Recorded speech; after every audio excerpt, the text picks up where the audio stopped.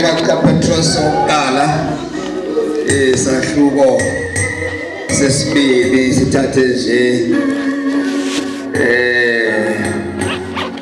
Jesus my God Savior my God ngathi kuzivakale masiqale pha verse 5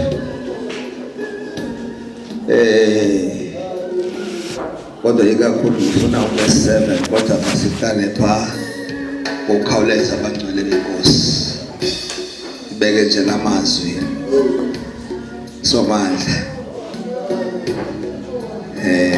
Nisikia sawuthathisa izolo kwenye indawo ngapha babayi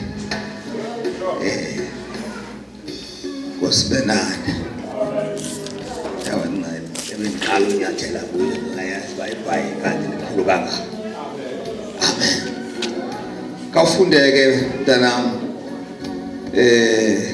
chapter 2 siqale ku verse 5 verse 5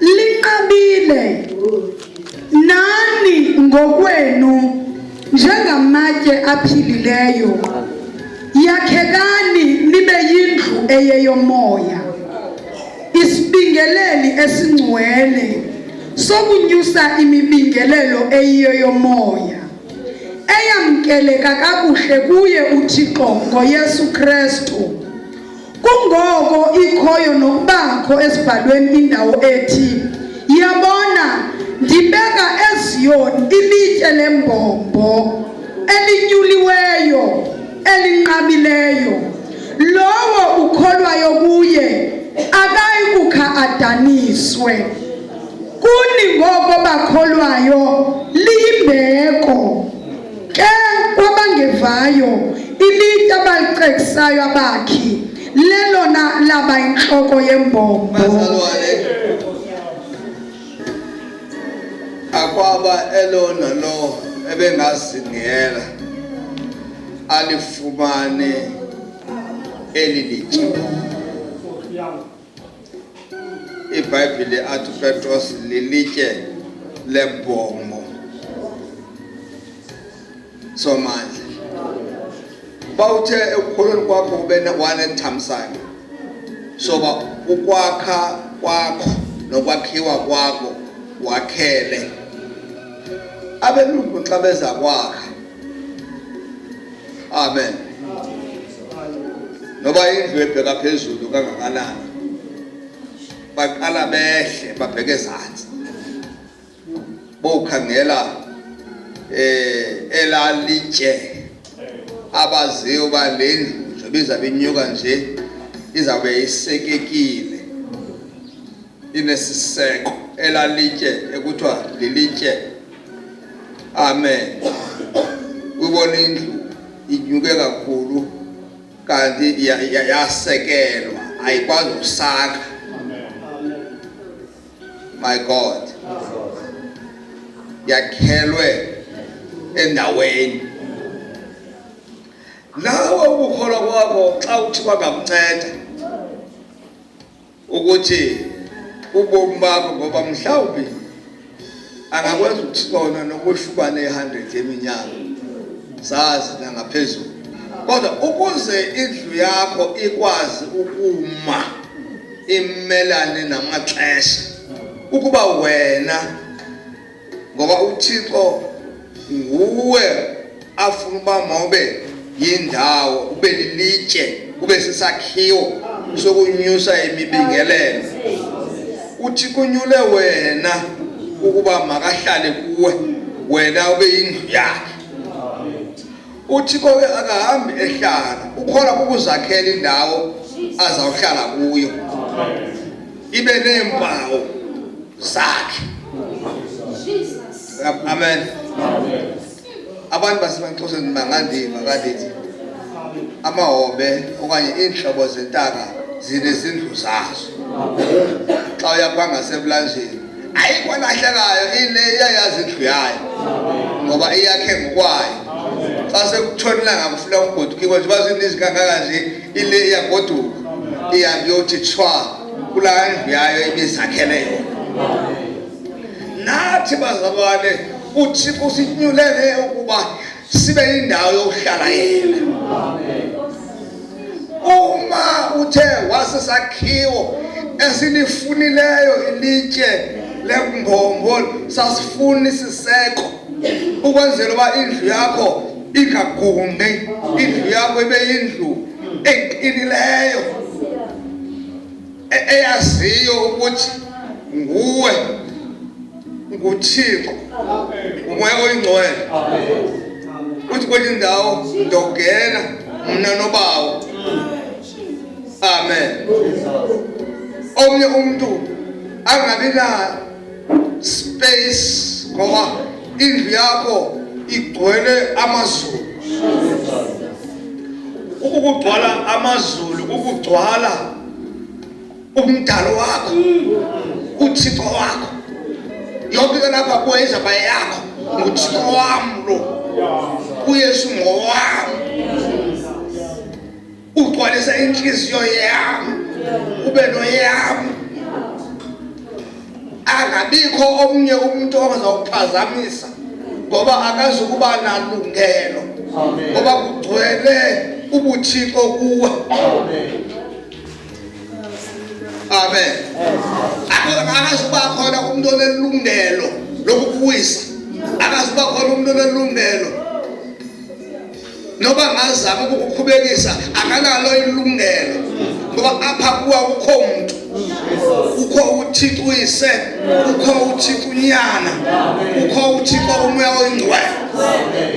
Noba ngubani ongathetha ngawe ayithethi into lonto, awukaphazanyiswa zi-external forces ngoba wena apha ngaphakathi kuthiwa lungaphakathi kwenu ukhulu kunalowo usezweni. Akunabana sizathu sobeka. Amen. Ngiyakubona uThixo bezweni uyafika ku-Adam umqala ngento zangaphandle, umfazi umshiya wamqalekisa. Uyafika emfazini umqala ngento zangaphandle, inyoka wamqalekisa. Uyafika enyokeni waqalekisa. Sobani lophilayo moya oyingcwele ngoba lo Thixo uxakiwe uba ungaphazanyiswa zizinto zangaphandle na ekho ngaphakathi kwakho. Akakhona ningakhona bengakugundisa a force as from outside. Ingakwazi na can it be able ukuba ikushukumise na that force engaphandle. Kube ngaphakathi kukhona iforce yasezulwini, kukho umazi uThixo, kukhona umazi moya oyingcwele, unyana kaThixo ngaphakathi. Yeyiphi into engakwazi ukushukumisa ungaphumiswa ngubani?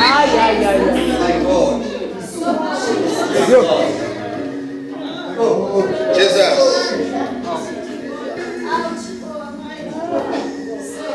Lelona. Hallelujah. Elaba inhloko yembongo. Jesus. Funelo litshe. Jesus. Thina abantu babewola imilambo sewancinci. Xa wola umlambo ukhangela ilitshe. Jesus. Ubheka esikolweni. Unxiba iuniform, phethe incwadi. Awufuna utyibilika utshone emanzini. Ukhangela indawo sinendawo sezibekiwe. Uyazihlola indawo yokuthela. Ngoba bakhe watyibilika. I-uniform yakho izawutshona emanzini. Ngencwadi zakho kuzaba yilonto. Somandla. Funa isiseko. Kule nkonzo funa isiseko. Abazukuthanda bonke abantu banenkonzo. Abazuba nalexesha lokukuncoma bonke. Abanye bazathe endaweni uma bakuncome bakugxeke, bathe endaweni uma bakugxeke bakuncome, kodwa wena ncunywa ngaphakathi. Izincomo zakho madoda bazalwane baziphume ngaphakathi ngoba ezangaphakathi azinekhohliswa. Ingaphakathi kwakho ino-ewe ino-hayi, ungaphakathi kwakho ukuxelela leniyo ncunywa ngaphakathi, gxekwe ngaphakathi ukwenzela uba ulungise. Qiniseka uba inyawo lakho liyasifumana isiseko. Jesus. Sizawufika izinto ezizokuhlola. yambona uYesu akagxeke umuntu wathi ngoba zifika izinto akagxekanga umuntu uthe mase efika emnqamlezweni sezingena zonke inhlobo zezikhongwane wathi inkosi baxolele kuba bayazi into abayenzayo abamazi nobamthonya bamxhomayo abayazi uba if angakhona kusa lingakhona kusa lo nqilizwe abamazi lo sobandla ungacela umxolo kuThixo ubaThixo baxolele nawe uzawubathandazela abantu uyamvuya Yesu enethemba lokuba nina seninaye uthi abantu ekuqalekisayo nina basikeleleni unethemba wethetha namazwi enethemba lokuba Nkosi yami wena lezi forces zasezulwini singaphakathi kwakho awunawuqalekisa abantu ukuze ubenzakalise wena ungumuntu ofanele uba ngumlomo wakho ukhuphe insikelelo ngoba une-forces ezikumangalayo ezikumangalisayo ezingaphakathi kwakho umlomo wakho uyawugada ungakhuphi izithuko ungakhuphi iziqalekiso ngoba into eqalekisayo iyawuqalekisela kodwa wena uyagada ngoba umi phezu kweseko usifubeni iseko ayikho into. There is no weapon. Jesus. Oh, yes, Lord Jesus. Oh, my God. Masifuna isiseko bakosi. Yazi umuntu ongakasifuna isiseko unethala ngayo. Uthi Nkosi ngomsoza basewuthi ukhubekile. Ngomsoza basesithi hayi uyekile inkosi. Uzawuva umuntu sesithi hayi khona utheni. Ngoba lo muntu akamanga phezu kwesiseko. Kodwa umuntu ophi phezu kwesiseko ayikho into engamkhubekisa. My God. Uye efuneka ebenzile ubulungisa bakhona abantu abamoshwa ngabantu abangenzi kakuhle. Kodwa umuntu oneseko nguye yaziyo ukuba ndimo kufuneka kwenze kakuhle. Ukwenzela abantu babone kuyo. Ukwenza kakuhle kunjani. Andinalithuba lokugxeka umuntu. Andinalithuba lokuhleba umuntu. Ngoba ndimo ekufuneka ehletyiwe. Ndimuntu Nkosi yami onezinto zasezulwini ezingaphakathi. Ndibona forces zasekhaya. Uthixo uyise unyana. Oh my God. Wewe ibwele. Bathatha undebele ke mntana. Bayifazana ngathi nguMateyu. Andazi ngoba ngu-chapter. Thatha nje faka uMateyu chapter. My God. Bazalwane, nayivale inkululeko na. Inkululeko yokuba ukhona uThixo ungenafa. Ngoba akukho lizwi elizakukhubekisa. Akukho mthetho ezakwenza ufike kakubi. Ngenxa yentombi kuyo.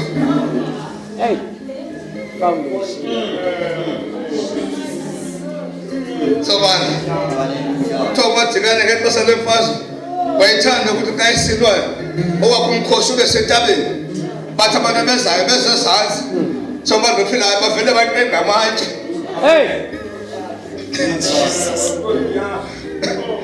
Nkosi yami ukuba ulale nkonzo awulawulinyazwa ungalimaza ngoba wena unguThixo uthi uDavide uye ndawuninani ngoThixo ngoba uThixo kuwe uThixo uyise kuwe uThixo unyana kuwe uThixo ngoyingcwele kuwe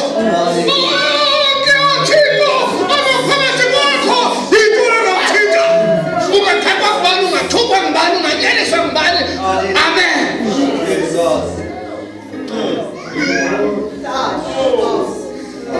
Jesus. Ngane ntweni kwa uyawumangalela umuntu. Ntweni kwa ukuthi ndikutshekiswe ngubani. Uthi umfundisi wayendifundisa. Amen. Ake ndaqhubeka ngenye imini. Kutshekiswa ngumtsangana. Umtsangana wangikhubekisa. Mama wami egula. Edliwa yicancer umntana ubolile. Nami ngixakiwe. Ngokusendikhola ngithandaza ukudla ngimthandaza. Amen. Ngaske ndaphumelela ngenye imini emvuselelweni ngibone ba angamanga kakuhle. Kade isicela senkosi siyangifuna. Amen. Siyandifuna ba. Xa ndithi atoko umama ebegula kakhulu. Wathi mfukazana awufundanga neBhayibheli. Awuyazi ithe ibhayibheli ayeka abafileyo bangcwabe ababo abafileyo abukwelisi lefa bayi noko hayi umchanile lo ngoba nyana mama uyagula ugulela uhamba le ndoda ezibalibe ayakufundisa alikhubekile fundiswa ngumzala into lomntana hayi umzala lobelala amazwi wathi utata umthonyana yabona mntanami ukubona umlambo lo idama xa liklini abe